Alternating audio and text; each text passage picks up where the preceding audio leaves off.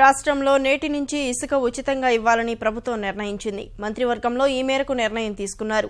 నెల రోజుల పాటు ప్రయోగాత్మకంగా ఇస్తున్నట్లు తెలిపిన ప్రభుత్వం తర్వాత మరోసారి సమీక్షించి లోటుపాట్లు గుర్తించి తర్వాత మరింత పగడ్బందీగా అమలు చేస్తామని ప్రత్తిపాటి పుల్లారావు తెలిపారు.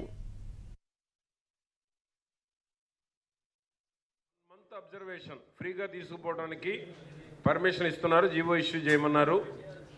ఈ రోజు నుంచి నెల రోజుల్లో రిపర్కేషన్స్ ఏముంటాయి, ప్రభుత్వ ఆలోచనని సక్రమంగా అమలు జరగడానికి ఏమేమి సమస్యలు ఉత్పన్నమవుతాయి అనేటువంటి దాని మీద 1 month అబ్జర్వేషన్ ఎవ్రీ క్యాబినెట్ 15 రోజులకు ఒకసారి డిస్కషన్ చేసి ఏ విధంగా ఫ్రీ ఇసుక ఉచితంగా అందించాలి, ఆ అందించేటువంటి దాంట్లో ఎటువంటి సమస్యలు ఉత్పన్నమవుతాయి అనేటువంటి దాని మీద 1 month పీరియడ్ ఇచ్చి ఆ 1 month తర్వాత పీడీ యాక్ట్ అమలు చేయబోతున్నాం.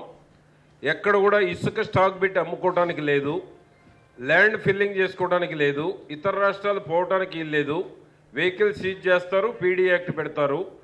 ఒక రీచ్లో ఏ విధంగా ఫ్రీ ఇసుకను తీసుకుపోవడానికి ఎటువంటి సమస్యలు వస్తాయి అనేటువంటి దాంట్లో 1 month అధ్యయనం పీరియడ్ పెట్టుకున్నాం.